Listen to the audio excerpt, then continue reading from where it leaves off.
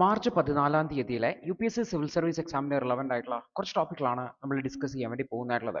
അതിൽ ആദ്യത്തേത് തമിഴ്നാടിൻ്റെ ബഡ്ജറ്റിലെ ലോഗോയുമായി ബന്ധപ്പെട്ടാണ്. അതിലെ ലോഗോയിൽ ഇന്ത്യൻ റുപ്പിയുടെ സിമ്പലിന് പകരം തമിഴ് ലെറ്റർ ആയിട്ടുള്ള രു ആണ് ഉപയോഗിച്ചിട്ടുള്ളത്. ഇന്ത്യൻ റുപ്പിയുടെ സിമ്പൽ ഇതാണ് നമ്മൾ നോർമലി യൂസ് ചെയ്യുന്നതായിട്ടുള്ളത്.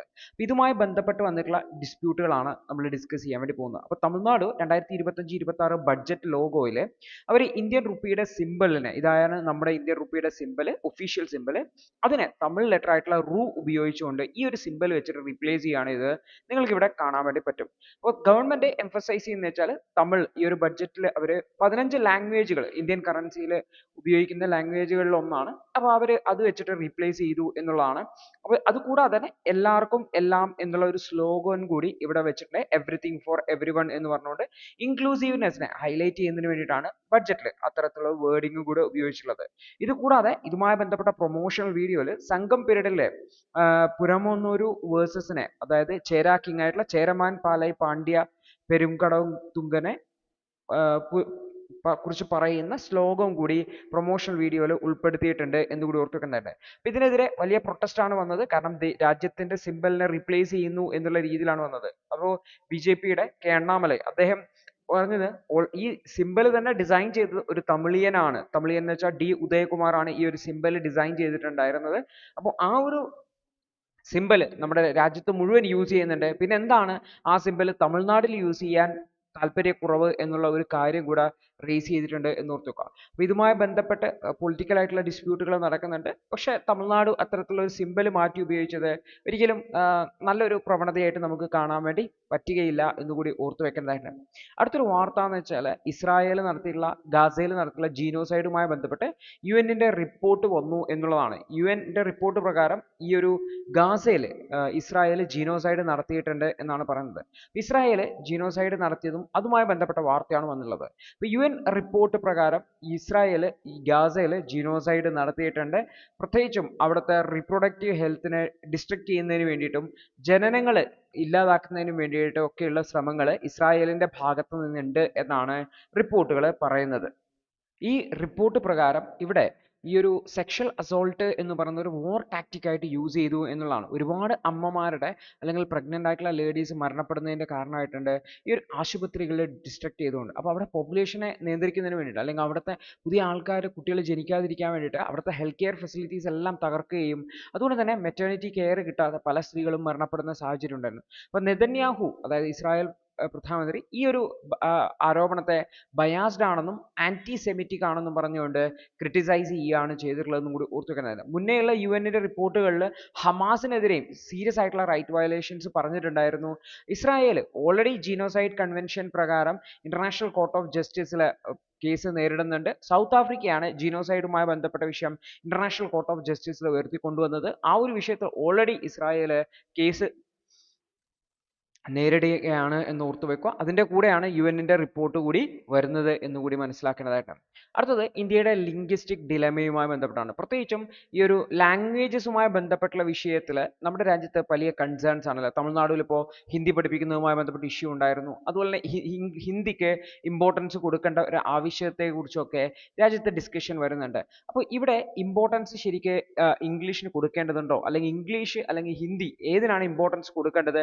നമ്മൾ കൊളോണിയൽ ലെഗസി അല്ലെങ്കിൽ കൊളോണിയൽ കണ്ടിന്യൂഷൻ എന്ന രീതിയിലാണോ ഇംഗ്ലീഷിനെ അപ്രോച്ച് ചെയ്യേണ്ടത് തുടങ്ങിയ കാര്യങ്ങളാണ് നമ്മൾ മനസ്സിലാക്കാൻ വേണ്ടി പോകുന്നത്. അപ്പോൾ നമ്മുടെ രാജ്യം ഒരു ഗ്ലോബൽ ടെക്നോളജിക്കൽ ലീഡർഷിപ്പ് എയിം ചെയ്യുന്ന രാജ്യമാണ് അല്ലേ. അപ്പോൾ ആർട്ടിഫിഷ്യൽ ഇന്റലിജൻസ് പോലുള്ള മേഖലകളിൽ നമ്മുടെ രാജ്യം ഒരുപാട് മുന്നോട്ട് പോകേണ്ടതായിട്ടുണ്ട്. പക്ഷേ കൾച്ചറൽ നാഷണലിസം എന്ന് പറയുന്ന മേഖലയിൽ നോക്കിക്കഴിഞ്ഞാൽ നമ്മുടെ രാജ്യം ഇംഗ്ലീഷിനെ റിജക്റ്റ് ചെയ്യാൻ വേണ്ടിയിട്ടാണ്, രാജ്യം എന്നല്ല രാജ്യത്തെ വിവിധ സംഘടനകൾ ഇംഗ്ലീഷിനെ റിജക്റ്റ് ചെയ്യുന്നതിന് വേണ്ടിയിട്ടാണ് ശ്രമിക്കുന്നതായിട്ടുള്ളത് എന്നുള്ളതാണ്. അപ്പോൾ നമുക്ക് ഗ്ലോബലി ഓപ്പർച്യൂണിറ്റീസ് കിട്ടണമെന്നുണ്ടെങ്കിൽ ഗ്ലോബലി അക്സെപ്റ്റബിൾ ആയിട്ടുള്ള ഒരു ലാംഗ്വേജ് നമുക്ക് ക്രൂഷ്യലാണ്. പ്രത്യേകിച്ച് നമ്മുടെ ഇന്റർനെറ്റ് അല്ലെങ്കിൽ ആർട്ടിഫിഷ്യൽ ഇന്റലിജൻസ് തുടങ്ങിയിട്ടുള്ള പല ടെക്നോളജീസും കോഡിങ്ങും എല്ലാം തന്നെ ഇംഗ്ലീഷ് ഉപയോഗിച്ചുകൊണ്ടാണ്. സോ ഇംഗ്ലീഷ് അല്ലെങ്കിൽ അതുമായി ആ ഒരു വൊക്കാബുലറി അല്ലെങ്കിൽ ആ ഒരു ആൽഫബറ്റ്സ് ഉപയോഗിച്ചുള്ള കോഡിംഗ് ആണ്.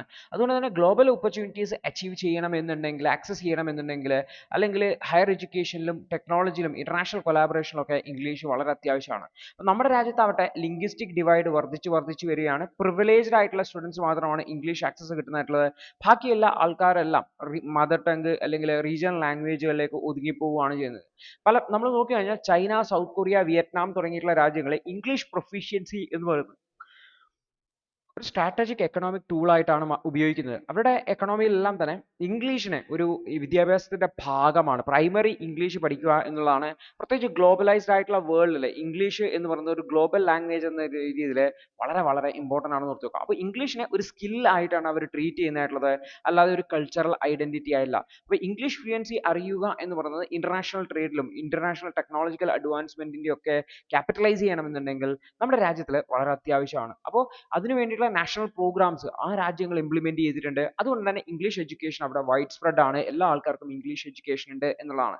അപ്പോൾ ആർട്ടിഫിഷ്യൽ ഇന്റലിജൻസിന്റെ ഒക്കെ കാലഘട്ടത്തിൽ, പ്രത്യേകിച്ചും AI ഡ്രിവൺ ഫ്യൂച്ചറിലൊക്കെ ഇംഗ്ലീഷിന് വളരെയധികം സിഗ്നിഫിക്കൻസ് ഉണ്ട്. ആ ഒരു മേഖലയിൽ റിസർച്ചുകളും പാറ്റന്റുകളും കൊളാബറേഷനും ഒക്കെ ചെയ്യേണ്ടത് വളരെ വളരെ അത്യാവശ്യമാണ്.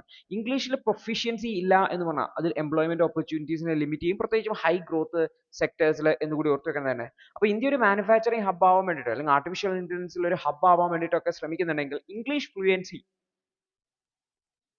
ഇന്ത്യക്കാർക്ക് ഉണ്ടാവുക അല്ലെങ്കിൽ ഇന്ത്യൻ വർക്ക് ഫോഴ്സിന് ഉണ്ടാവുക എന്ന് പറയുന്നത് വളരെ വളരെ ക്രിട്ടിക്കൽ ആണ്. നിതി ആയോഗിന്റെ റിപ്പോർട്ടിലും അതുപോലെ തന്നെ വേൾഡ് എക്കണോമിക് ഫോറത്തിന്റെ റിപ്പോർട്ടിലൊക്കെ ഇംഗ്ലീഷ് ലാംഗ്വേജ് അറിയുക അല്ലെങ്കിൽ ഇംഗ്ലീഷ് ലാംഗ്വേജിലുള്ള ഫ്ലുവൻസി എന്ന് പറയുന്നത് കറന്റ് ജോബ് മാർക്കറ്റിലും ഫ്യൂച്ചർ ജോബ് മാർക്കറ്റിലും ഒരു വളരെ അത്യാവശ്യമായിട്ടുള്ള ഒരു സ്കില്ലാണ് എന്ന് കൂടി പറയുന്നുണ്ട്. പക്ഷേ നമ്മുടെ രാജ്യത്ത് പലപ്പോഴും ഈ ഇത്തരത്തിലുള്ള ഇംഗ്ലീഷ് ഭാഷയെ അത്ര പരിഗണിക്കാറില്ല എന്നുള്ളതാണ്. അപ്പോൾ കൺസ്റ്റിറ്റ്യൂഷണൽ ഇക്വാലിറ്റി എന്ന് പറയുന്നത് നമ്മുടെ രാജ്യത്തിനൊരു ദേശീയ ഭാഷ അല്ലെങ്കിൽ നാഷണൽ ലാംഗ്വേജ് എന്നില്ല, ഒഫീഷ്യൽ ലാംഗ്വേജേ ഉള്ളൂ. ഹിന്ദിയും ഇംഗ്ലീഷും ഒഫീഷ്യൽ ലാംഗ്വേജസ് ആണ്. അപ്പോൾ പ്രാക്ടിക്കൽ ആപ്ലിക്കേഷൻസിന് രണ്ടും യൂസ് ചെയ്യാറുണ്ട്. പക്ഷേ സ്റ്റേറ്റ്സുകൾ ഇംഗ്ലീഷാണ് പ്രയോറിറ്റൈസ് ചെയ്യുന്നത് along with അവരുടെ റീജിയണൽ ലാംഗ്വേജ്, ബിക്കോസ് മറ്റ് സംസ്ഥാനങ്ങളുമായിട്ടൊക്കെ കമ്മ്യൂണിക്കേറ്റ് ചെയ്യാൻ വേണ്ടിയിട്ട് പ്രോപ്പർ അതാണ്. അപ്പോൾ ബെറ്റർ എഡ്യൂക്കേഷൻ ഔട്ട്കംസും എക്കണോമിക് മൊബിലിറ്റിയും ഒക്കെ കൊണ്ടുവരാൻ വേണ്ടിയിട്ട് ഇതുകൊണ്ട് സാധിക്കുന്നുണ്ട് എന്നുകൂടി ഓർത്തുവെക്കാൻ തന്നെ. അപ്പോൾ ഇന്ത്യ ഈ ഒരു ഇംഗ്ലീഷിനെ ഒരു കൺസ്റ്റിറ്റ്യൂഷണൽ ഇൻഫ്രാസ്ട്രക്ചർ ആയിട്ട്, പ്രത്യേകിച്ചും ഇന്ത്യയുടെ വർക്ക് ഫോഴ്സിനെ ഗ്ലോബലി കോമ്പറ്റീറ്റീവ് ആക്കുന്ന അല്ലെങ്കിൽ ഗ്ലോബലി സ്കിൽഡ് ആയിട്ടുള്ള വർക്ക് ഫോഴ്സ് ആക്കി മാറ്റുന്നതിന് വേണ്ടിയിട്ട് ഇന്ത്യ ഇംഗ്ലീഷിനെ ഒരു പ്രധാനപ്പെട്ട മീഡിയം ഓഫ് കമ്മ്യൂണിക്കേഷൻ ആയിട്ട് ഉപയോഗിക്കേണ്ടതായിട്ടുണ്ട്. ഒരു കൾച്ചറൽ ഐഡന്റിറ്റി എന്ന കാഴ്ചപ്പാടിൽ നിന്ന് മാറ്റിക്കൊണ്ട് ഇംഗ്ലീഷ് മാൻഡേറ്ററി ആക്കി മാറ്റുക എന്നുള്ളതാണ്. കാരണം ഇത്തരത്തിലുള്ള സക്സസ്ഫുൾ ആയിട്ടുള്ള മോഡലുകൾ, പ്രത്യേകിച്ചും കേരളമൊക്കെ കുറച്ചുകൂടി മോഡലായിട്ട് നമുക്ക് കാണാൻ വേണ്ടി ഇന്ത്യയെ സംബന്ധിച്ച് കേരളത്തിൽ ഇംഗ്ലീഷ് വെൽ നോൺ കുറെ പ്രൈമറി മുതൽ 4ാം ക്ലാസ് മുതൽ അല്ലെങ്കിൽ 3ാം ക്ലാസ് മുതൽ തന്നെ ഇംഗ്ലീഷ് ഭാഷയുടെ ഭാഗമാണ്. അതുകൊണ്ട് തന്നെ അത്യാവശ്യം ഇംഗ്ലീഷ് നോളജ് ഡെവലപ്പ് ചെയ്യാൻ വേണ്ടിയിട്ട് പറ്റിയിട്ടുണ്ട്. അപ്പോൾ അത്തരത്തിലുള്ള മോഡലുകൾ ഇന്ത്യയിലും ഭൂരിഭാഗം കൊണ്ടുവരാൻ വേണ്ടി ശ്രമിക്കുക എന്നുള്ളതാണ്. അടുത്തൊരു വാർത്ത ജെൻഡർ ബഡ്ജറ്റുമായി ബന്ധപ്പെട്ട ഇഷ്യൂസ് ആണ്. ജെൻഡർ ബഡ്ജറ്റിൽ നല്ല അലോക്കേഷൻ കൊടുക്കാറുണ്ട്, പക്ഷെ അതിന്റെ ഇമ്പാക്റ്റ് വളരെ മിനിമൽ ആണ് എന്നുള്ളതാണ് ഓതേഴ്സ് പറയുന്നതായിട്ടുള്ളത്. അപ്പോൾ നമുക്ക് നോക്കാം എന്താണ് ഓതേഴ്സ് ഹൈലൈറ്റ് ചെയ്യാൻ വേണ്ടി ശ്രമിക്കുന്നത് എന്നുള്ളത്. യൂണിയൻ ബഡ്ജറ്റിൽ 2025-26 ജെൻഡർ ബഡ്ജറ്റിനുള്ള ഫണ്ട്, സ്ത്രീകൾക്ക് വേണ്ടിയിട്ടുള്ള പ്രത്യേക ബഡ്ജറ്റിന് വേണ്ടിയിട്ടുള്ള ഫണ്ട് കൂടുതലായിട്ട് വർദ്ധിപ്പിച്ചിട്ടുണ്ട്. വുമൺ വെൽഫെയറിനോട് വളരെയധികം കമ്മിറ്റഡ് ആണ് ഗവൺമെന്റ് എന്നുള്ളത് നമുക്ക് ഇതിലൂടെ കാണാൻ വേണ്ടി പറ്റും. പക്ഷേ ഓവർ ദ പീരീഡ് കഴിഞ്ഞ കുറെ വർഷങ്ങളായിട്ട് അലോക്കേഷൻ വർദ്ധിപ്പിച്ചിട്ടുണ്ടെങ്കിൽ പോലും അതിന്റെ ടാഞ്ചിബിൾ ആയിട്ടുള്ള ബെനിഫിറ്റ്, അതിന്റെ റിസൾട്ട് എന്ന് പറയുന്നത് കാര്യമായിട്ട് കാണാൻ പറ്റില്ല. പ്രത്യേകിച്ചും മാർജിനലൈസ്ഡ് ആയിട്ടുള്ള വിമൺ, SC/ST യിൽപ്പെട്ട സ്ത്രീകൾക്കൊന്നും അതിന്റെ ബെനിഫിറ്റുകൾ കിട്ടുന്നില്ല എന്നാണ് പറഞ്ഞത്. ഉദാഹരണത്തിന് PM ജൻമാൻ, അതുപോലെ തന്നെ ധർത്തി അബ, ജനന്തിയ ഗ്രാം ഉത്കർഷ് അഭിയാൻ തുടങ്ങിയിട്ടുള്ള പ്രോഗ്രാമുകൾ പ്രത്യേകിച്ചും വളരെയധികം മെൻഷൻ ചെയ്യാറുണ്ടെങ്കിൽ പോലും ഇതിന്റെ ഒന്ന് എഫക്റ്റീവ് ആയിട്ട് ഡെലിവറി ചെയ്യാൻ വേണ്ടിയിട്ടൊന്നും പറ്റുന്നില്ല എന്നുള്ളത് കൂടി ഓർത്തു വയ്ക്കേണ്ടതായിട്ടുണ്ട്. അപ്പോൾ കൃത്യമായിട്ടുള്ള ഇവാലുവേഷൻസ് ഒന്നും ഇല്ലാതെ, അതുപോലെ തന്നെ കൃത്യമായിട്ടുള്ള ഡാറ്റ ഒന്നും ഇല്ലാതെ ഇത്തരത്തിലുള്ള പ്രൊജക്റ്റുകൾ പ്രഖ്യാപിക്കുകയും അതിന് ഫണ്ടുകൾ അലോക്കേറ്റ് ചെയ്യുകയും ചെയ്യുന്നതുകൊണ്ടാണ് ഇത്തരത്തിലുള്ള ഇഷ്യൂസ് വരുന്നത് എന്നാണ് ഓതർ പറയുന്നതായിട്ടുള്ളത്. അപ്പോൾ ഈ ഒരു പ്രൊജക്റ്റുകൾ ഇംപ്ലിമെന്റ് ചെയ്യാൻ വേണ്ടി ഡിജിറ്റലൈസേഷൻ ചെയ്യുന്നുണ്ട്. അപ്പോൾ ഡിജിറ്റലൈസേഷൻ ചെയ്യുന്നത് വഴി നമുക്ക് ഇന്റർമീഡിയറ്ററീസിനെ എലിമിനേറ്റ് ചെയ്തുകൊണ്ട് സ്ത്രീകളിലേക്ക് നേരിട്ട് ഇത് എത്തിക്കാൻ വേണ്ടി പറ്റും. പക്ഷെ ഇവിടുത്തെ ഒരു തടസ്സം എന്ന് വെച്ചാൽ low digital literacy among the women ആണ്. അപ്പോൾ അതിനെയും കൂടെ അഡ്രസ് ചെയ്യാൻ വേണ്ടിയിട്ട് ഗവൺമെന്റിന്റെ ഭാഗത്ത് സ്റ്റെപ്പുകൾ എടുക്കേണ്ടതായിട്ട്. മറ്റൊന്നാണ് നമ്മുടെ രാജ്യം യൂസ് ചെയ്യുന്നത് ഔട്ട്ഡേറ്റഡ് ആയിട്ടുള്ള സെൻസസ് ഡാറ്റയാണ്. 10 വർഷം കൂടുതൽ സെൻസസ് നടത്താണ്. 2011 ഡാറ്റയാണ് നമ്മൾ യൂസ് ചെയ്യുന്നത്. 2021 സെൻസസ് ഇതുവരെ നടത്തിയിട്ടില്ല എന്നുകൂടി ഓർത്ത് വെക്കേണ്ടതാണ്. അതുപോലെ തന്നെ ജെൻഡർ ഡിസഗ്രിഗേറ്റഡ് ആയിട്ടുള്ള ഡാറ്റ വിത്തിൻ SC ST അല്ലെങ്കിൽ ട്രൈബൽ കമ്മ്യൂണിറ്റിയുടെ ഇത് അവൈലബിൾ അല്ല എന്നുള്ളത് ഈ ഒരു SC ST വുമൻസിനെ ടാർഗറ്റ് ചെയ്തുകൊണ്ട് പ്രോഗ്രാമുകൾ ഇംപ്ലിമെന്റ് ചെയ്യാൻ തടസ്സമാകുന്നുണ്ട് എന്നുള്ളതാണ്. മറ്റൊന്നാണ് ബ്യൂറോക്രാറ്റിക് ആയിട്ടുള്ള റെഡ് ടൈപ്പിസം, കോംപ്ലിക്കേറ്റഡ് ആയിട്ടുള്ള പേപ്പർ വർക്കുകൾ, അതുപോലെ തന്നെ കൃത്യമായിട്ടുള്ള കമ്മ്യൂണിറ്റി ഇൻവോൾവ്മെന്റ് ഒന്നും ഇല്ലാത്തത് കൊണ്ട് തന്നെ ഈ ഫണ്ടുകൾ അണ്ടർ യൂട്ടിലൈസ് ആയിട്ട് പോകുന്നുണ്ട്. അപ്പോൾ ഇതിൽ തന്നെ റീജിയണൽ ആയിട്ടുള്ള കൾച്ചറൽ ആയിട്ടുള്ള സോഷ്യൽ ഡൈവേഴ്സിറ്റീസ് ഒക്കെ തന്നെ ഈ ഒരു പ്രോഗ്രാംസ് സാഹചര്യത്തിനനുസരിച്ച് ക്രിയേറ്റ് ചെയ്യേണ്ട പ്രോഗ്രാംസ് കോമൺ പ്രോഗ്രാം ആയിട്ട് എല്ലായിടത്തും ഒരേപോലെ ഇംപ്ലിമെന്റ് ചെയ്യാൻ നോക്കി കഴിഞ്ഞാൽ സക്സസ് ആവില്ല എന്ന് കൂടി ഓർത്തു വെക്കണം. അപ്പോൾ കൃത്യമായിട്ടുള്ള ഇംപ്രൂവ്മെന്റ്സ് ഇത്തരത്തിലുള്ള ജെൻഡർ ബഡ്ജറ്റിംഗ് പ്രോഗ്രാമുകളിൽ വേണ്ടതായിട്ടുണ്ട്. ഒന്ന്, ഇത്തരത്തിലുള്ള പ്രോഗ്രാമുകൾ ഇംപ്ലിമെന്റ് ചെയ്യാൻ വേണ്ടിയിട്ട് ലോക്കൽ ഇൻസ്റ്റിറ്റ്യൂഷൻസ്, പഞ്ചായത്ത് രാജ് ഇൻസ്റ്റിറ്റ്യൂഷൻസിനെ ചുമതലപ്പെടുത്തുക, അവരെ എഫക്റ്റീവ് ആയിട്ടുള്ള സർവീസ് ഡെലിവറി നടത്തുന്നുണ്ടെന്ന് ഉറപ്പുവരുത്തുക എന്നുള്ളതാണ്. അതുപോലെ തന്നെ സർപഞ്ച് ഹസ്ബൻഡ് ഫിനോമിന വളരെ കോമൺ ആണ്. അതായത് പ്രസിഡന്റ് വനിതാ പ്രസിഡന്റ് ആണെങ്കിലും പ്രസിഡന്റിന്റെ തീരുമാനങ്ങളൊക്കെ ചെയ്യുന്നത് പ്രസിഡന്റിന്റെ ഹസ്ബൻഡ് ആയിരിക്കും, വനിതയുടെ ഹസ്ബൻഡ് ആയിരിക്കും എന്നുള്ളതാണ്. അപ്പോൾ ഇത്തരത്തിലുള്ള സാഹചര്യങ്ങളെ ഒഴിവാക്കുക, വുമൺ എംപവർമെന്റ് ഉറപ്പുവരുത്താൻ വേണ്ടി ശ്രമിക്കുക എന്നുള്ളതാണ്. അടുത്താണ് ജെൻഡർ ബഡ്ജറ്റ് എന്ന് പറയുന്നത്. പ്രത്യേകിച്ച് ഓഡിറ്റുകൾ വേണം, ഇന്റർസെക്ഷനാലിറ്റി ഒക്കെ പരിശോധിച്ചുകൊണ്ട് അത് കൃത്യമായിട്ടുള്ള ഓഡിറ്റിങ്ങോട് കൂടിയിട്ട് മുന്നോട്ട് കൊണ്ടുപോകുക എന്നുള്ളതാണ്. കൂടാതെ കമ്മ്യൂണിറ്റിയുടെ നേതൃത്വത്തിലുള്ള പാർട്ടിസിപ്പേറ്ററി മെത്തേഡുകൾ വഴി പ്രോഗ്രാമുകൾ ഇംപ്ലിമെന്റ് ചെയ്യുക. കമ്മ്യൂണിറ്റിയുടെ നേതൃത്വത്തിൽ പ്രോഗ്രാം ഇംപ്ലിമെന്റേഷൻ കുറച്ചുകൂടി സക്സസ്ഫുൾ ആയിരിക്കും, കൃത്യമായിട്ട് മോണിറ്റർ ചെയ്യാൻ വേണ്ടി പറ്റും. കൃത്യമായിട്ടുള്ള ട്രാൻസ്പാരന്റ് ആയിട്ടുള്ള മോണിറ്ററിംഗ് സിസ്റ്റംസ് ഡെവലപ്പ് ചെയ്യുക. ജെൻഡർ ബഡ്ജറ്റ് ട്രാക്ക് ചെയ്യുന്നതിന് വേണ്ടി ഒരു പ്രത്യേക പോർട്ടൽ തന്നെ ക്രിയേറ്റ് ചെയ്യുക എന്നുള്ളതാണ് അക്കൗണ്ടബിലിറ്റി ഉറപ്പുവരുത്താൻ സഹായിക്കുന്നതായിട്ടുള്ളത്. അപ്പോൾ ഈ ഒരു റിയൽ വേൾഡ് പ്രോഗ്രസ് നമുക്ക് വേണമെന്നുണ്ടെങ്കിൽ കൃത്യമായിട്ടുള്ള ഇംപ്ലിമെന്റേഷൻ പ്രോഗ്രാമിന് ഉണ്ടാവണം. വെറുതെ പ്രോഗ്രാം പ്രഖ്യാപിക്കുകയോ ഫണ്ട് അലോക്കേറ്റ് ചെയ്യുകയോ ചെയ്ത് കണ്ട് കാര്യമില്ല. അതുകൊണ്ട് തന്നെ ഈ ഒരു ഡിജിറ്റൽ ഡിവൈഡേഴ്സിനെയും ഇന്റർസെക്ഷണൽ ആയിട്ടുള്ള റിയാലിറ്റീസിനെയും ഒക്കെ സ്ത്രീകൾക്ക് ഇടയിലുള്ള വ്യത്യാസങ്ങളെയൊക്കെ മനസ്സിലാക്കി അതിനനുസരിച്ച് പ്രോഗ്രാമുകൾ ഇംപ്ലിമെന്റ് ചെയ്യേണ്ടതായിട്ടുണ്ടെന്ന്. അപ്പോൾ പോളിസികൾ ഒരു ടോക്കണിസം, ഒരു കുറെ പദ്ധതികൾ പ്രഖ്യാപിക്കുന്നു എന്നതിലുപരിയായിട്ട് ഇക്വിറ്റബിൾ ആയിട്ട്, ആക്സസിബിൾ ആയിട്ട്, അക്കൗണ്ടബിലിറ്റിയോട് കൂടിയിട്ട് നടപ്പിലാക്കുന്നു എന്ന് ഉറപ്പുവരുത്തേണ്ടതായിട്ട്. ഉദാഹരണത്തിന് കേരളത്തിൽ നിന്നുള്ള കുടുംബശ്രീ മിഷനൊക്കെ ഒരു എക്സാമ്പിൾ ആണ്. വൻ സക്സസ്ഫുൾ ആയിട്ടുള്ള ഒരു കമ്മ്യൂണിറ്റി ലെഡ് പ്രോഗ്രാം ആണ് കുടുംബശ്രീ എന്നുള്ളത് നിങ്ങൾക്ക് അറിയാവുന്നതാണ്. അടുത്തൊരു വാർത്ത, നമ്മുടെ രാജ്യത്തെ ഇലക്ട്രിസിറ്റി ഡിമാൻഡ് വർദ്ധിച്ചു വരികയാണ്. അപ്പോൾ എങ്ങനെയാണ് നമ്മുടെ രാജ്യത്ത് വർദ്ധിച്ചു വരുന്ന ഇലക്ട്രിസിറ്റി ഡിമാൻഡ് മീറ്റ് ചെയ്യുന്നത്, എന്ത് സ്റ്റെപ്പാണ് ഗവൺമെന്റ് ചെയ്യുന്നതെന്നാണ് നമ്മൾ നോക്കുന്നതായിട്ടുള്ളത്. ഇപ്പോൾ രാജ്യത്ത് എക്കണോമിക് ഗ്രോത്ത് ഉണ്ടാവുന്നുണ്ട്, അർബനൈസേഷൻ ഉണ്ടാവുന്നുണ്ട്. ഇതിന്റെയൊക്കെ ഭാഗമായിട്ട് ഇലക്ട്രിസിറ്റി ഉപയോഗം വർദ്ധിച്ചു വരുന്നുണ്ട്. ഇത് കൂടാതെ ക്ലൈമറ്റ് ചേഞ്ചിന്റെ ഭാഗമായിട്ട് വലിയ ഹീറ്റ് സ്ട്രെസ് ആണുള്ളത്, വലിയ ചൂടാണുള്ളത്. ഈ ഹോട്ടർ ആയിട്ടുള്ള സമ്മർ ആയതുകൊണ്ട് തന്നെ ഹൗസ് ഹോൾഡ് ഇലക്ട്രിസിറ്റി കൺസംഷൻ വർദ്ധിച്ചു വരികയാണ്. പ്രത്യേകിച്ചും എയർ കണ്ടീഷണറുകളുടെയും മറ്റുമൊക്കെ ഉപയോഗവും മറ്റുമൊക്കെ വർദ്ധിക്കുന്നതിന്റെ ഭാഗമായിട്ട്. അപ്പോൾ ഇത്തരത്തിലുള്ള പീക്ക് ഇലക്ട്രിസിറ്റി ഡിമാൻഡുകൾ നമ്മൾ ഗവൺമെന്റ് കരുതുന്നതിനേക്കാൾ അല്ലെങ്കിൽ നമ്മുടെ ഇലക്ട്രിസിറ്റി ഡിസ്ട്രിബ്യൂഷൻ കമ്പനികൾ കരുതുന്നതിനേക്കാൾ വർദ്ധിച്ചു വരുന്നുണ്ട്. പ്രത്യേകിച്ചും എക്സ്റ്റൻഡഡ് ആയിട്ടുള്ള ഹീറ്റ് വേവ്സ് ഉണ്ടാവും എന്നുള്ള കാഴ്ചപ്പാട് വന്നുകൊണ്ട് അതുകൊണ്ട് തന്നെ ഇൻഡസ്ട്രിയിലായിക്കോട്ടെ, ഹൗസ് ഹോൾഡിലായിക്കോട്ടെ, അഗ്രികൾച്ചർ മേഖലയായിക്കോട്ടെ, കൂടുതൽ ഇലക്ട്രിസിറ്റി കൺസ്യൂം ചെയ്യുന്നുണ്ട്, കൂടുതൽ ഇലക്ട്രിസിറ്റിയുടെ ആവശ്യകതയും കാണിക്കുന്നുണ്ട് എന്നുള്ളതാണ്. അപ്പോൾ എങ്ങനെയാണ് ഈ ഒരു higher electricity demand India meet ചെയ്യാൻ വേണ്ടി ശ്രമിക്കുന്നത് എന്ന് നോക്കാം.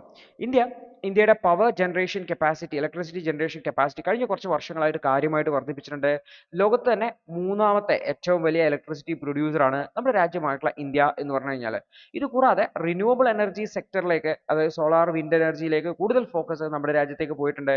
2030 600 ഗിഗാവാട്ടിന്റെ വലിയ അംബീഷ്യസ് ആയിട്ടുള്ള ടാർഗറ്റുകളൊക്കെ നമ്മുടെ രാജ്യം സെറ്റ് ചെയ്ത് വെച്ചിട്ടുണ്ട് എന്ന് കൂടി ഓർത്ത് വെക്കണം. ഇതിന്റെ കൂടെ തന്നെ ഷോർട്ട് ടേം മെഷേഴ്സ് ആയിട്ട് കോൾ അലോക്കേഷനും അതുപോലെ തന്നെ കോൾ ട്രാൻസ്പോർട്ടേഷനും മറ്റുമൊക്കെ കുറച്ചുകൂടി ഡിപ്പെൻഡ് ചെയ്യുന്നുണ്ട്. അതായത് നിലവിൽ ഇപ്പോൾ നോക്കിക്കഴിഞ്ഞാൽ ഈ ഒരു പെട്ടെന്നുള്ള ഡിമാൻഡിനെ മീറ്റ് ചെയ്യാൻ വേണ്ടിയിട്ട് കോൾ തെർമൽ പവർ പ്ലാന്റുകളെ തന്നെയാണ് ഡിപ്പെൻഡ് ചെയ്യുന്നത് എന്ന് കൂടി ഓർത്ത് വെക്കേണ്ടതാണ്. അപ്പോൾ അതേസമയത്ത് റിന്യൂവബിൾ എനർജി കപ്പാസിറ്റി അഡീഷൻസും വർദ്ധിച്ചു വരുന്നുണ്ട്. അപ്പോൾ ഇലക്ട്രിസിറ്റി മിക്സിലേക്ക് ഈ ഒരു റിന്യൂവബിൾ എനർജിയുടെ കോൺട്രിബ്യൂഷനും വർദ്ധിച്ചു വരുന്നുണ്ട്.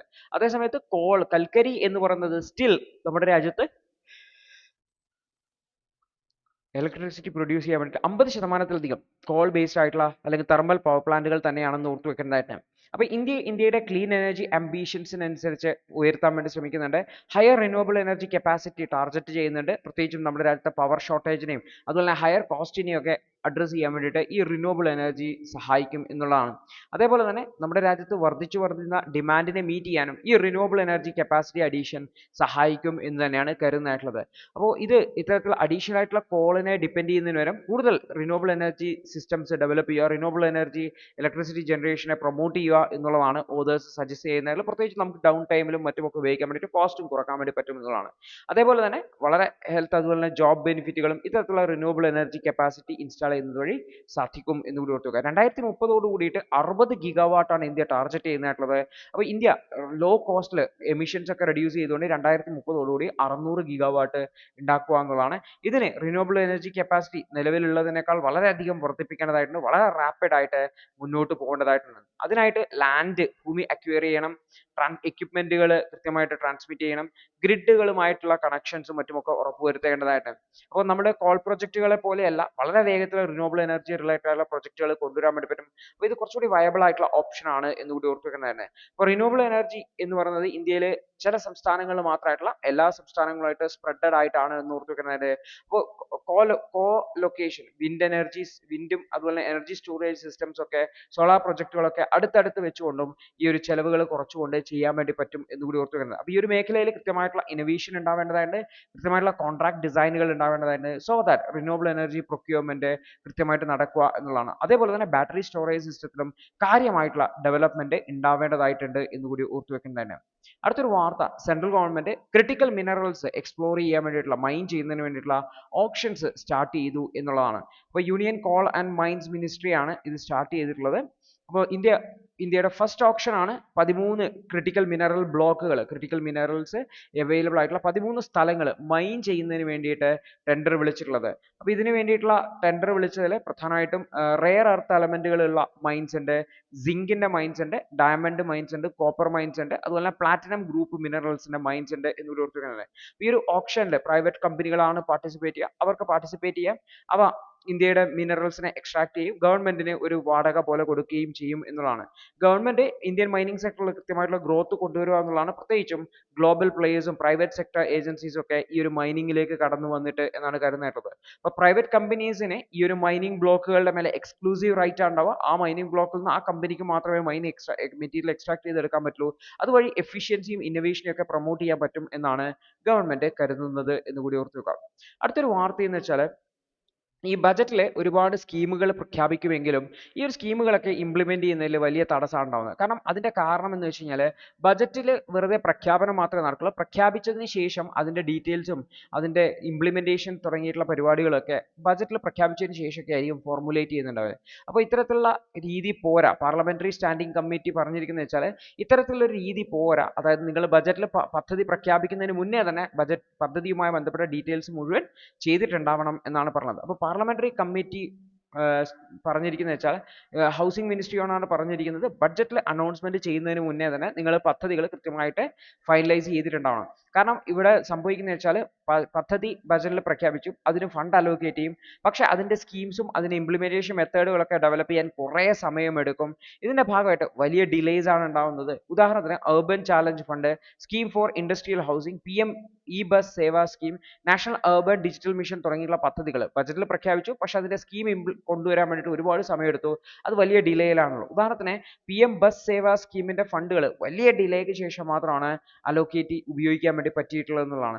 നാഷണൽ അർബൻ ഡിജിറ്റൽ മിഷൻ ക്യാബിനറ്റിന് അപ്രൂവൽ കിട്ടിയിട്ടുണ്ടെങ്കിൽ പോലും ഇതുവരെ അതിനൊരു ഫണ്ട് പോലും ഉപയോഗിച്ചിട്ടില്ല, അതിന്റെ സ്കീംസ് ഒന്നും കൃത്യമായിട്ട് ഇംപ്ലിമെന്റ് ചെയ്യപ്പെട്ടിട്ടില്ല എന്നുള്ളതാണ്. അപ്പോൾ ഈ ഒരു കമ്മിറ്റി, പാർലമെന്ററി സ്റ്റാൻഡിംഗ് കമ്മിറ്റി പറഞ്ഞതെന്ന് വെച്ചാൽ, കുറെ കൂടി പ്ലാനിംഗ് ഒക്കെ വേണം ബജറ്റിൽ കാര്യങ്ങൾ പ്രഖ്യാപിക്കുമ്പോൾ, അല്ലാതെ വെറുതെ പ്രഖ്യാപിച്ച് പോയത് കൊണ്ട് കാര്യമില്ല എന്നാണ് പറയുന്നതായിട്ടുള്ളത്. അടുത്തൊരു വാർത്ത എന്ന് പറഞ്ഞു കഴിഞ്ഞാൽ, റീകൗണ്ടിങ് എന്ന് പറയുന്നത്, ഒരു തെരഞ്ഞെടുപ്പ് കഴിഞ്ഞാൽ വീണ്ടും വോട്ട് എണ്ണുക എന്ന് പറയുന്നത് തോറ്റ ആൾക്കാർ പലപ്പോഴും ആവശ്യപ്പെടാറുള്ളതാണ്. ഈ ഒരു വിഷയത്തിൽ സുപ്രീം കോടതി വളരെ വളരെ വ്യക്തമായിട്ട് പറയുകയാണ്, റീകൗണ്ടിങ് എന്ന് പറയുന്നത് അത്രയും അത്യാവശ്യമായിട്ടുള്ള സാഹചര്യങ്ങളിൽ മാത്രമേ ചെയ്യേണ്ടതുള്ളൂ എന്നാണ് സുപ്രീം കോടതി പറയുന്നതായിട്ടുള്ളത്. അപ്പോൾ സുപ്രീം കോടതി പറഞ്ഞു വെച്ചാൽ, വോട്ടുകൾ വെറുതെ റീകൗണ്ട് ചെയ്യാൻ പാടില്ല. ആ ഒരു സീക്രസി ഓഫ് ബാലറ്റ് കീപ്പ് ചെയ്യേണ്ടതായിട്ടുണ്ട്. അതുപോലെ തന്നെ ഡെമോക്രാറ്റിക് ഇലക്ഷനിൽ വീണ്ടും വീണ്ടും വീണ്ടും കൗണ്ട് ചെയ്യുക എന്ന് പറയുന്നത് ഫിസിബിൾ അല്ല. ഓരോ വോട്ടിനും അതിൻ്റെതായിട്ടുള്ള മൂല്യമുണ്ട്, അതിനെ അപ്ഹെൽഡ് ചെയ്യേണ്ടതായിട്ടുണ്ട് എന്നുള്ളതാണ്. അപ്പോൾ കോടതിയിൽ പ്രത്യേകിച്ച് ഒരു വില്ലേജ് ഇലക്ഷൻ നടന്നു ഉത്തർപ്രദേശിൽ, അതുമായി ബന്ധപ്പെട്ട് വോട്ട് റീകൗണ്ട് ചെയ്യണം എന്ന് പറഞ്ഞുകൊണ്ടുള്ള ഒരു ആവശ്യമാണ് കോടതിയുടെ മുന്നേ വന്നിട്ടുണ്ടായിരുന്നത്. അപ്പോൾ കോടതി പറഞ്ഞു വെച്ചാൽ റീകൗണ്ട് എന്ന് പറഞ്ഞു കഴിഞ്ഞാൽ വളരെ സ്ട്രോങ് ആയിട്ടുള്ള ഒരു എവിഡൻസ് ഉണ്ട്, ഇലക്ഷനിൽ എന്തെങ്കിലും ഇറഗുലാരിറ്റി നടന്നു എന്നുള്ളതിന് കൃത്യമായിട്ടുള്ള തെളിവുകൾ ഉണ്ടെങ്കിൽ മാത്രമേ ഈ റീകൗണ്ടിങ് പ്രഖ്യാപിക്കേണ്ടതുള്ളൂ എന്നുള്ളതാണ്. അല്ലാതെ വെറുതെ റീകൗണ്ട് ചെയ്യണം എന്ന് പറഞ്ഞിട്ട് ഒരു ആവശ്യം വന്നതിന്റെ അടിസ്ഥാനത്തിൽ റീകൗണ്ട് ചെയ്യേണ്ടതില്ല. റീകൗണ്ട് ജസ്റ്റിസ് സെർവ് ചെയ്തു എന്ന് ഉറപ്പുവരുത്താൻ വേണ്ടി ചെയ്യുന്നതാണ്. എന്തെങ്കിലും തരത്തിലുള്ള തെറ്റുകൾ നടന്നു എന്ന് ബോധ്യപ്പെടുകയാണെങ്കിൽ എന്നുകൂടി സുപ്രീം കോടതി പറഞ്ഞിട്ടുണ്ട്. അപ്പോൾ റീകൗണ്ടിങ്ങുമായി ബന്ധപ്പെട്ട സുപ്രീം കോടതിയുടെ ഈ ഒരു ഒബ്സർവേഷൻ ഒന്ന് മനസ്സിലാക്കാൻ വേണ്ടി ശ്രമിക്കുക എന്നുള്ളതാണ്. അടുത്തൊരു വാർത്ത, ISRO സ്പേസിലേക്ക് ഡോക്കിംഗ് എക്സ്പെരിമെന്റിന് വേണ്ടിയിട്ട് 2 സാറ്റലൈറ്റുകൾ അയച്ചിട്ടുണ്ടായിരുന്നു. അത് ജാനുവരി 16-ാം തീയതി ഡോക്ക് ചെയ്തിട്ടുണ്ടായിരുന്നു. അതിന്റെ അൺഡോക്കിംഗ് പ്രോസസ്സ് കംപ്ലീറ്റ് ചെയ്തു ഫസ്റ്റ് അറ്റംപ്റ്റിൽ തന്നെ എന്നാണ് വാർത്ത വരുന്നത്. ISROയുടെ സ്പേസ് ടെക്സ് എന്ന് പറയുന്ന 2 സാറ്റലൈറ്റുകൾ സ്പേസിലേക്ക് ലോഞ്ച് ചെയ്തിട്ടുണ്ടായിരുന്നു ഡോക്കിംഗ് എക്സ്പെരിമെന്റ് നടത്തുന്നതിന് വേണ്ടിയിട്ട്. അപ്പോൾ 460 കിലോമീറ്റർ ഉയരത്തിലുള്ള സർക്കുലർ ഓർബിറ്റിൽ ഇത് ഓൾറെഡി ഡോക്കിംഗ് ചെയ്തിട്ടുണ്ടായിരുന്നു. അതിനെ ഇൻഡിപെൻഡന്റ്ലി നമ്മൾ അൺഡോക്ക് ചെയ്തിട്ട് ഇൻഡിപെൻഡന്റ്ലി പ്രവർത്തിക്കുന്ന രീതിയിലേക്ക് മാറ്റി എന്നാണ് പറയുന്നതായിട്ടുള്ളത്. അപ്പോൾ ഓൾറെഡി ഡോക്കിംഗ് അൺഡോക്കിംഗ് സ്പേസിൽ പെർഫോം ചെയ്ത ഒരു പ്രധാനപ്പെട്ട രാജ്യമായിട്ട് നമ്മുടെ രാജ്യം മാറി എന്നുള്ളതാണ്. അപ്പോൾ ഇത് ബംഗളൂരുവും ലക്നൌവിലും മൗറീഷ്യസിലൊക്കെയുള്ള ISROയുടെ ഗ്രൗണ്ട് സ്റ്റേഷൻസിൽ നിന്ന് ഇത് മോണിറ്റർ ചെയ്യുന്നുണ്ട് എന്നുകൂടി ഓർത്ത് വെക്കുക. ISRO കുറെ കൂടി എക്സ്പെരിമെന്റ് ഈ സാറ്റലൈറ്റുകൾ വെച്ച് ചെയ്യാൻ ഉദ്ദേശിക്കുന്നുണ്ട്. അപ്പോൾ ജാനുവരി 16-നാണ് ഈ ഒരു സാറ്റലൈറ്റുകൾ ഡോക്ക് ചെയ്ത് രണ്ടും കൂടെ ഒന്നിച്ച് ജോയിൻ ചെയ്യിപ്പിച്ചത്. അതിനെയാണ് ഡോക്കിംഗ് എന്ന് പറയുന്നതായിട്ടുള്ളത്. ഇത്തരത്തിൽ ഡോക്ക് ചെയ്യുന്ന 4th കൺട്രി ആയിട്ട് നമ്മുടെ രാജ്യം മാറുകയും ചെയ്തു എന്നുള്ളതാണ്. ഈ ഒരു സ്പേസ് ഡെക്സ് മിഷൻ ഇതിനു വേണ്ടിയിട്ട് ലോഞ്ച് ചെയ്ത മിഷനാണ്. പ്രത്യേകിച്ചും ഈ ഒരു ഫ്യൂച്ചർ സ്പേസ് മിഷൻ ആവശ്യമായിട്ടുള്ള ഡോക്കിംഗ് അൺഡോക്കിംഗ് പരിശോധിക്കും. കാരണം ഇന്ത്യയുടേതായിട്ടുള്ള സ്പേസ് സ്റ്റേഷൻ ക്രിയേറ്റ് ചെയ്യുന്നുണ്ട്. നമ്മുടെ ഭൂമിയിൽ നിന്ന് പോകുന്ന മിഷൻസ് സ്പേസ് സ്റ്റേഷനിലേക്ക് ഡോക്ക് ചെയ്യും അൺഡോക്ക് ചെയ്യുകയും വേണ്ടതായിട്ട് വരും. അപ്പോൾ ലൂണാർ മിഷനും സ്പേസ് സ്റ്റേഷൻസും ഒക്കെ ചെയ്യുന്ന സമയത്ത് ഡോക്കിംഗ് അൺഡോക്കിംഗ് വളരെ ഇമ്പോർട്ടൻ്റ് ആണെന്ന് ഓർത്ത് വെക്കേണ്ടതായിട്ട്. അപ്പോൾ അതുപോലെ തന്നെ ഇലക്ട്രിക് പവേഴ്സ് ഡോക്കിങ്ങിൽ ഇലക്ട്രിക് പവർ ട്രാൻസ്ഫർ ചെയ്യുന്നതുമായി ബന്ധപ്പെട്ടുള്ള എക്സ്പെരിമെന്റുകളും മറ്റുമൊക്കെ ഇതിന്റെ ഭാഗമായിട്ട് നടക്കുന്നുണ്ട് എന്നുകൂടി ഓർത്ത് വയ്ക്കേണ്ടതായിട്ടുണ്ട്.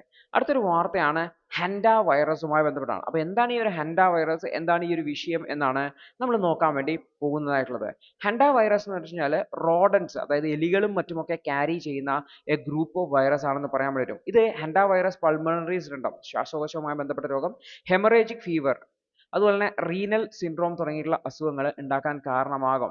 ഇതെല്ലാം തന്നെ വളരെ സിവിയർ ആയിട്ടുള്ള റെസ്പിറേറ്ററി പ്രോബ്ലംസും കിഡ്നി ഫെയിലിയറിനൊക്കെ കാരണമാകും. ശ്വാസകോശ സംബന്ധമായിട്ടുള്ള രോഗങ്ങളും അതുപോലെ കിഡ്നി ഫെയിലിയറിനൊക്കെ കാരണമാകാം എന്നാണ് പറയുന്നത്. ഇത് നോർമലി മനുഷ്യരിലേക്ക് ഈ ഒരു വൈറസ് വരുന്നത് ഈ ഒരു റോഡന്റിന്റെ വേസ്റ്റ്, അതിന്റെ യൂറിൻ ഡ്രോപ്പിംഗ്സ് അല്ലെങ്കിൽ സലൈവയുമായിട്ട് ഹ്യൂമൻസ് കോണ്ടാക്റ്റിൽ വരുമ്പോഴാണെന്ന് ഓർത്തുവെക്കേണ്ടത്. ഇത് നോർമലി ഡസ്റ്റുമായിട്ട് ചേർന്നുകൊണ്ട് ആ ക്ലീനൊക്കെ ചെയ്യുന്ന സമയത്താണ് മനുഷ്യന്മാരുടെ ശരീരത്തിലേക്ക് കടക്കുക. അപ്പോൾ ഈ ഒരു വൈറസിന്റെ തന്നെ വ്യത്യസ്ത സ്ട്രെയിൻസ് എക്സിസ്റ്റ് ചെയ്യുന്നുണ്ട്. അതിന്റെ സിവിയറിറ്റി അതിനനുസരിച്ച് വ്യത്യസ്തമാണ് എന്നുകൂടി ഓർത്ത് വെക്കുക. Initial symptoms flu like fever, muscle aches, fatigue ഒക്കെയാണ്.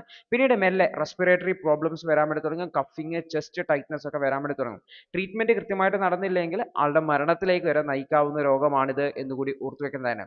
അപ്പോൾ ഇതിന് പ്രത്യേകിച്ച് ക്യൂർ ഒന്നുമില്ല, മരുന്നൊന്നുമില്ല. പ്രത്യേകിച്ചും ഇതിന്റെ സിംറ്റംസിന് പനി വരുമ്പോൾ പനിയുടെ ഗുളിക, ചുമ വരുമ്പോൾ ചുമയുടെ മരുന്ന് അങ്ങനെ കൊടുക്കുക എന്നുള്ളത് മാത്രമേ ഉള്ളൂ. അപ്പോൾ ഇതിന് ഓക്സിജൻ തെറാപ്പിയും അതുപോലെ തന്നെ മെക്കാനിക്കൽ വെന്റിലേഷനും ആവശ്യമായിട്ട് വരും എന്നുകൂടി ഓർത്ത് വെക്കുന്നതാണ്. അപ്പോൾ ഇത് വളരെ വേഗത്തിൽ ഡിറ്റക്ട് ചെയ്യുകയാണെങ്കിൽ ബെറ്റർ ആയിട്ടുള്ള ട്രീറ്റ്മെന്റ് നൽകാം എന്നുള്ളതാണ്. അപ്പോൾ ഇതിന്റെ സൊല്യൂഷൻ, കുറക്കാനുള്ള സൊല്യൂഷൻ എന്ന് വെച്ചാൽ റോഡൻസുകളെ കുറക്കുക എന്നുള്ളതാണ്. അതിനെ കൺട്രോൾ ചെയ്യുക, കൃത്യമായിട്ടുള്ള സാനിറ്റേഷൻ ചെയ്യുക. 5 വയസ്സിൽ താഴെയുള്ള കുട്ടികൾ, പ്രഗ്നന്റ് ആയിട്ടുള്ള വിമൺ, അതുപോലെ തന്നെ വീക്ക് ആയിട്ടുള്ള ഇമ്മ്യൂൺ സിസ്റ്റംസ് എന്നുള്ളവർ പെറ്റ് റോഡൻസുമായിട്ടൊക്കെ കോണ്ടാക്ട് പരമാവധി ഒഴിവാക്കുക എന്നുള്ളതൊക്കെ ഇത് കുറക്കാൻ സഹായിക്കും എന്നുകൂടി ഓർത്തു വെക്കേണ്ടതാണ്. അടുത്തൊരു വാർത്ത മണിപ്പൂരിൽ നിന്നാണ്. കുക്കിസോ ഗ്രൂപ്പുകൾ നാഷണൽ ഹൈവേ ബ്ലോക്ക് ചെയ്തിട്ടുണ്ടായിരുന്നു. അപ്പോൾ അത് നിർത്തി എന്ന് പറഞ്ഞിട്ടുള്ള വാർത്തയാണ് വന്നിരിക്കുന്നത്. കഴിഞ്ഞ ദിവസം ബ്ലോക്ക് ചെയ്ത കാര്യം നമ്മൾ പറഞ്ഞിട്ടുണ്ടായിരുന്നു. പ്രത്യേകിച്ചും അവിടെ ഉണ്ടായിരുന്ന ക്ലാഷസുമായി ബന്ധപ്പെട്ടുള്ള വിഷയങ്ങളൊക്കെയാണ് എന്നുകൂടി ഓർത്ത് വെക്കുക. അപ്പോൾ മണിപ്പൂരിൽ സമാധാനം പുനഃസ്ഥാപിക്കാനുള്ള ശ്രമം സെൻട്രൽ ഗവൺമെന്റിന്റെ നേതൃത്വത്തിൽ ചെയ്തു വരികയാണ്. അടുത്തൊരു വാർത്ത എന്ന് പറഞ്ഞാൽ നമ്മുടെ രാജ്യത്തെ ഇൻഫ്ലേഷൻ ഡാറ്റ കഴിഞ്ഞ ദിവസം വന്നിട്ടുണ്ടായിരുന്നു. റീറ്റെയിൽ ഇൻഫ്ലേഷൻ ഡാറ്റ നമ്മൾ ഡീറ്റെയിൽ ആയിട്ട് ഡിസ്കസ് ചെയ്തിട്ടുള്ളതാണ്. അപ്പോൾ സെയിം കാര്യം തന്നെയാണ് എഡിറ്റോറിയൽ കവർ ചെയ്തിട്ടുള്ളത്. ഇൻഫ്ലേഷൻ കുറയുന്നുണ്ട്, അപ്പോൾ റിപ്പോ റേറ്റ് കുറക്കാൻ സാധ്യതയുണ്ട് എന്നുള്ള ഒരു സാഹചര്യം കൂടി നമ്മൾ മനസ്സിലാക്കേണ്ടതായിട്ട് ഉണ്ട്. അടുത്തത് എന്ന് വെച്ചാൽ മൾട്ടി ലിംഗ്വലിസവുമായി ബന്ധപ്പെട്ട ഡിബേറ്റ് ആണ്. ഓൾറെഡി ഈ തേർഡ് ലാംഗ്വേജ് ആവശ്യമുണ്ടോ എന്നുള്ളതിനെ സംബന്ധിച്ച് നമ്മൾ പല പ്രാവശ്യം ഡിസ്കസ് ചെയ്തിട്ടുണ്ടായിരുന്നു. അപ്പോൾ വീണ്ടും അത് ആവർത്തിക്കുന്നില്ല. തമിഴ്നാടുമായി ബന്ധപ്പെട്ട ഈ ലാംഗ്വേജുമായി ബന്ധപ്പെട്ട വിഷയം വളരെ വളരെ ഇമ്പോർട്ടൻ്റ് ആണ് എന്നുകൂടി ഓർത്ത് വെക്കേണ്ടതായിട്ടുണ്ട്. അപ്പോൾ ഇത്രയും ടോപ്പിക്കുകളാണ് ഇന്നേ ദിവസം ഉണ്ടായിരുന്നത്. കൃത്യമായിട്ട് മനസ്സിലാക്കുക, കൃത്യമായിട്ട് റിവിഷൻ ചെയ്യുക. All the best.